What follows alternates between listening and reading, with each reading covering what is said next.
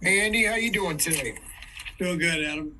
Good, good. Hey, in general terms, if nothing else, what's your offense going to look like without Tyreek now? Are we going to see something that you'd say might be significantly different? And Brad, I'll have a second question as well.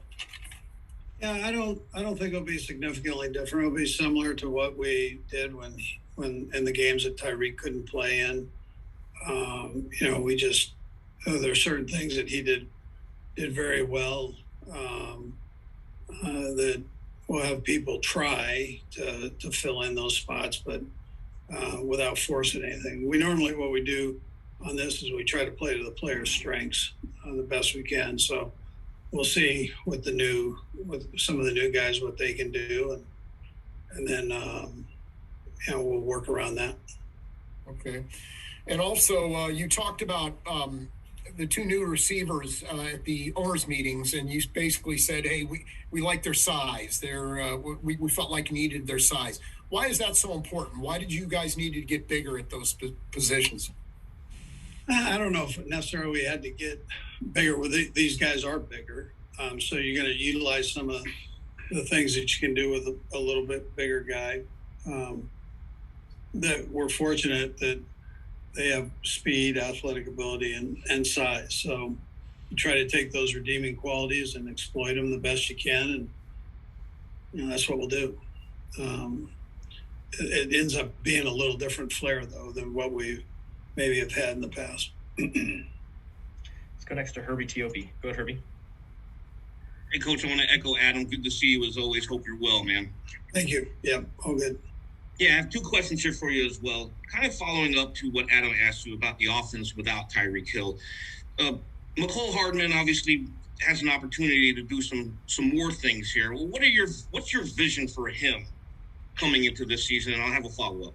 Yeah, well, the one nice thing is we know what Mecole can do, and we have a lot of confidence in what he can do. He was coming off a good year, and he's going to continue to grow here over the next couple of years even. So but Mecole has the speed like a Tyreek had, different player, but like Tyreek had. But he gives you a nice skill set there with the speed and quickness and ability to run when the ball is in his hands. He's a very aggressive runner when he has the ball in his hands. So you find ways to do that in a variety of different ways.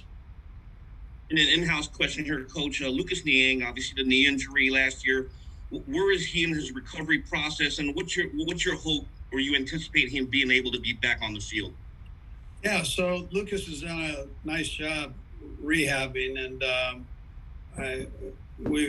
Rick has stayed on top of that part, and we'll just see.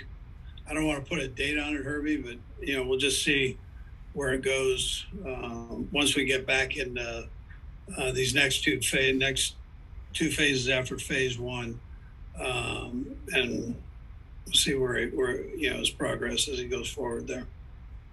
Let's go next to Pete Sweeney. Go ahead, Pete. Hey, Coach. Echoing everyone, good to see you. Brad, I'll have a second one if you don't mind. With Patrick, every time we talked about what he's working on in the offseason, it seems to always be the pocket presence. Seems to really have a knack for throwing on the run. That's a work in progress. How much are you trying to focus year by year on transitioning to him in a pocket first passer, and how's that coming along? Yeah, so I mean, it's hard to tell you something like that, Pete, because he's been so successful doing it the way that it's worked out, and we've kind of built some things in there for him along with that to his strengths. And you end up having an offense that was one of the top offenses in the league. You start looking at third down, you're the top third down team. You start looking at reds, all the critical situations, and he's done really well in those areas. So you don't want to change too much. He's always going to work on his timing and with the routes and the receivers, and he's doing that now. And all the fundamentals that go with it. That's one thing you appreciate about him. He's always trying to get better at those things. So, but moving around in the pocket and doing that, he's been very successful at that, and it puts a lot of pressure on defenses.